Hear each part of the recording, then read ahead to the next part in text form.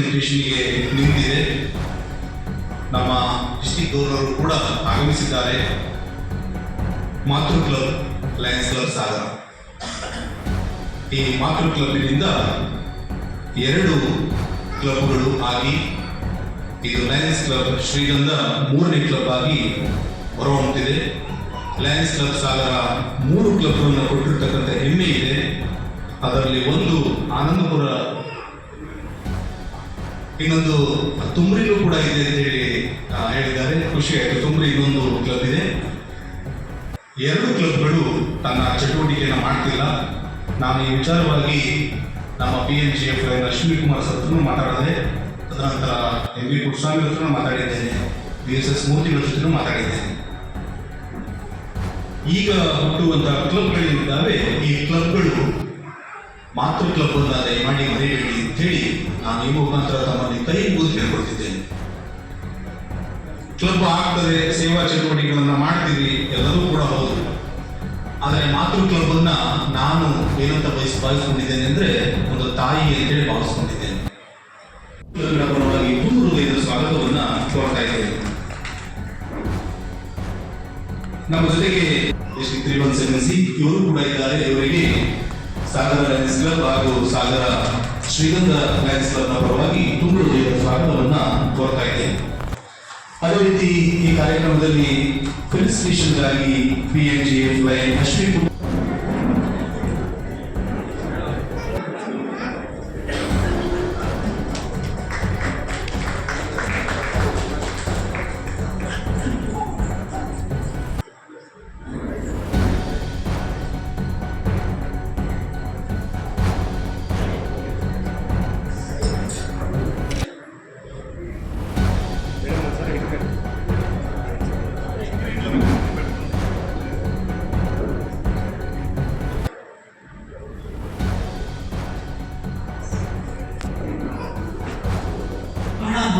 ಜನಿಸಿದರು. ತಂದೆ ಗುಡ್ಡಾಭಟ್, ತಾಯಿ ಸಾವಿತ್ರಮ್ಮ 83 ವರ್ಷ ಇಲ್ಲಿ ಹಾಜರಿದ್ದಾರೆ. ಅವರ ಪ್ರಾಥಮಿಕ ವಿದ್ಯಾಭ್ಯಾಸ ಹೆಸರಾಣಿಯಲ್ಲಿ PUC ಜೂನಿಯರ್ ಕಾಲೇಜಿನಲ್ಲಿ BCom LB ಕಾಲೇಜಿನಲ್ಲಿ ಮಾಡಿ ಮೈಸೂರು ವಿಶ್ವವಿದ್ಯಾನಿಲಯದಲ್ಲಿ MBA ಸಮಾಜಶಾಸ್ತ್ರವನ್ನು ಮಾಡಿದರು. ಆನಂತರ 1992ರಲ್ಲಿ ನನ್ನ ಜೊತೆಯಲ್ಲಿ ಲಯನ್ಸ್ ಕ್ಲಬ್ ಸಾಗರದ ಸದಸ್ಯರಾಗಿ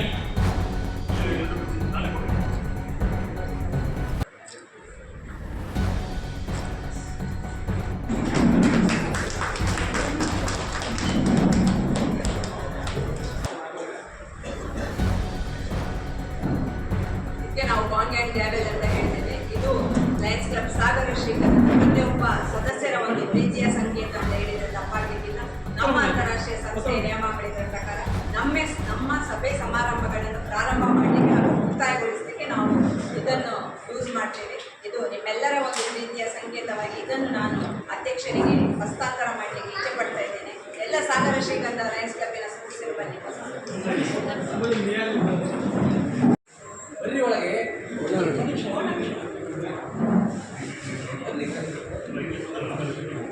ಇದನ್ನು ಕೂಡ ಅಧ್ಯಕ್ಷರಿಗೆ ಹಸ್ತಾಂತರ ಮಾಡ್ತಾ ಇದ್ದೇನೆ.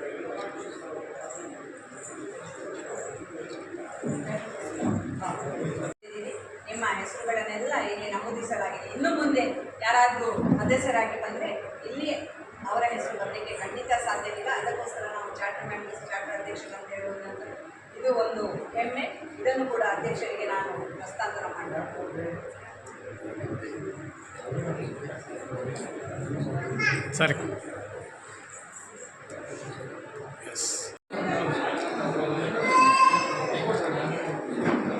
ಶ್ರೀಗಂಧದ ಉದ್ದೇಶ ಆಗಿದೆ. ಸೇವೆಯಲ್ಲಿ ಸ್ಪರ್ಧೆ ಇರಬೇಕು.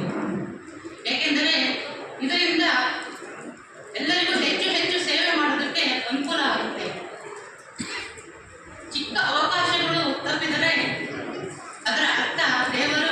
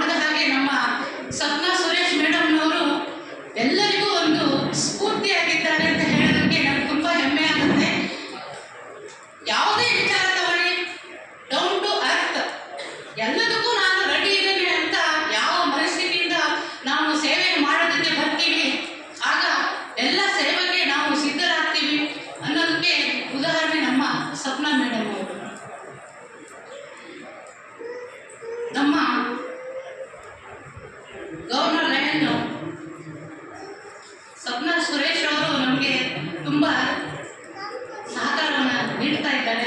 ಅವರಿಗೆ ನಾನು ಹೃದಯಪೂರ್ವಕವಾಗಿ ಅಭಿನಂದನೆಗಳನ್ನು ಸಲ್ಲಿಸ್ತಾ ಇದ್ದೇನೆ. ಒಂದು ಮಗು ಆರೋಗ್ಯವಾಗಿ ಬೆಳೆದು ಉತ್ತಮ ಸಾಧನೆ ಮಾಡಿದಾಗ ಆ ಮಗುವಿನ ಪೋಷಕರು ಸಂತೋಷ ಪಡ್ತಾರೆ. ಇದೇ ರೀತಿ ಲಯನ್ಸ್ ಕ್ಲಬ್ ಸಾಗರ ನಮಗೆ ಮಾರ್ಗದರ್ಶಕವಾಗಿ ಮಾಡುವ ಭರವಸೆಯನ್ನು ಕೊಟ್ಟಿದ್ದಾರೆ. ಆ ಕ್ಲಬ್ಬಿನ ಎಲ್ಲ ಪದಾಧಿಕಾರಿಗಳಿಗೆ, ಸರ್ವ ಸದಸ್ಯರಿಗೆ ನಾನು ಅವರ ಸಹಕಾರವನ್ನು ವಹಿಸ್ತಾ ಇದ್ದೇನೆ. ಅಪ್ಪರ್ ಗಾರ್ಡ್ಸ್ ಕ್ಲಬ್ಗಳಿದೆ. ಎಲ್ಲ ಕ್ಲಬ್ಗಳು ಒಂದ್ಸಲ ಅವಕಾಶ ಯಾಕಂದರೆ ಭಾಳ ವರ್ಷದಿಂದ ಶಿವಮೊಗ್ಗ ಕ್ಲಬ್ಬಲ್ಲಿ ಡೋನರ್ ಆಗಿರಲಿಲ್ಲ. ನಮ್ಮ ಹೆಗಡೆಯವರಲ್ಲಿ ಆಗಬೇಕಾಯಿತು, ಆಗಲಿಲ್ಲ. ಸಾಗರದಲ್ಲಿ ಪುಟ್ಟಸ್ವಾಮಿ ಅವರಿದ್ದಾರೆ, ಮೂರ್ತಿ ಅವರಿದ್ದಾರೆ, ಇವರೆಲ್ಲ ಗವರ್ನರ್ ಆಗೋರೆ. ಆದರೆ ಅವಕಾಶ ಆಗ್ತಿಲ್ಲ, ಯಾಕಂದರೆ ಕಾಂಪಿಟೇಷನ್. ಅದೇ ಥರ ಈ ಅವಕಾಶಗಳು ಹೆಚ್ಚು ಆಗ್ತದೆ. ಲೀಡರ್ಶಿಪ್ ಬೆಳೆಯುತ್ತೆ. ಕೋಟೆ ನಡೆದಾಗೆ ಲೀಡರ್ಶಿಪ್ ಬೆಳೆಯುತ್ತೆ, ಕ್ಲಬ್ಗಳು ಜಾಸ್ತಿ ಆಗ್ತವೆ, ಸರ್ವಿಸ್ ಆ್ಯಕ್ಟಿವಿಟೀಸ್ ಜಾಸ್ತಿ, LCF ಗ್ರ್ಯಾಂಟು ಜಾಸ್ತಿ ಬರುತ್ತೆ, ಡಿಸ್ಟ್ರಿಕ್ಟ್ ಗ್ರ್ಯಾಂಟ್ಸ್ ಜಾಸ್ತಿ ಬರುತ್ತೆ. ಜಾಸ್ತಿ ಕ್ಲಬ್ ಆದಾಗ ಸರ್ವಿಸ್ ಆ್ಯಕ್ಟಿವಿಟೀಸ್ ಜನರಿಗೆ ತಲುಪೋದು ಅಂತ ಅದಕ್ಕೋಸ್ಕರ ನಾವು ಒಂದು ಫೋರಮ್ ಮಾಡಿಕೊಂಡು ಮೊದಲನೇದಾಗಿ ದಾವಣಗೆರೆಯಿಂದ ಶ್ರೀನಿವಾಸ ಮೂರ್ತಿಯವರು, ಎರಡನೇ ಶಿವಮೊಗ್ಗದಿಂದ ಡಾಕ್ಟರ್ ಬೀರದವರು, ಮೂರನೇದಾಗಿ ಸಾಗರದಿಂದ ಅಶ್ವಿನ್ ಕುಮಾರ್ನ ನಾವು ಆಯ್ಕೆ ಮಾಡಿದ್ವಿ. ಪ್ರಜಾಪ್ರಭುತ್ವ ಅಂತ ಹೇಳ್ಬೋದು. ಪ್ರಜಾಪ್ರಭುತ್ವದಲ್ಲಿ ಯಾಕೆಂದರೆ ಮುಂದಿನ ದಿನಗಳಲ್ಲಿ ಏನೇ ನಾವು ಹಲವಾರು ವರ್ಷ, ನಾನು 47 ವರ್ಷ ಇದೆ ಲಯನ್ಸ್ ಕ್ಲಬ್ ಸೇರಿ, ಬಟ್ ಸಾಮಾನ್ಯಕ್ಕೂ ಸ್ವಲ್ಪ ಜೂನಿಯರ್ ಇರ್ಬೋದು. ಆದರೆ ನಾವು ನೋಡಿ ಎಲೆಕ್ಷನ್ನು ಖರ್ಚು ವೆಚ್ಚ ಇದೆಲ್ಲ ಬೇಡ ಅಂಥೇಳಿ ಒಂದು 2-3 ವರ್ಷ ಡಿಸ್ಟ್ರಿಕ್ಟು ಚೆನ್ನಾಗಿ ನಡೆಯೋ ತನಕ ಈ ಇನಾನ್ಸ್ ಆಗಿ ಹೆಲ್ಪ್ ಮಾಡೋದು ಅಂತೇಳಿ ಒಂದು ತೀರ್ಮಾನ ತೊಗೊಂಡಿದ್ವಿ. ಕೊನೆಯಲ್ಲಿ ಈ ಕಾರ್ಯಕ್ರಮಕ್ಕೆ ಆಗಮಿಸಿದಂಥ ಎಲ್ಲ ಪತ್ರಿಕಾ ಮಾಧ್ಯಮದವರಿಗೂ ಹಾಗೂ ಪತ್ರಿಕಾ ಮಿತ್ರರಿಗೂ ಸಹ ವಂದನೆಗಳನ್ನು ಸಲ್ಲಿಸುತ್ತಾ ನನ್ನ ಮಾತನ್ನು ಮುಗಿಸುತ್ತಿದ್ದೇನೆ.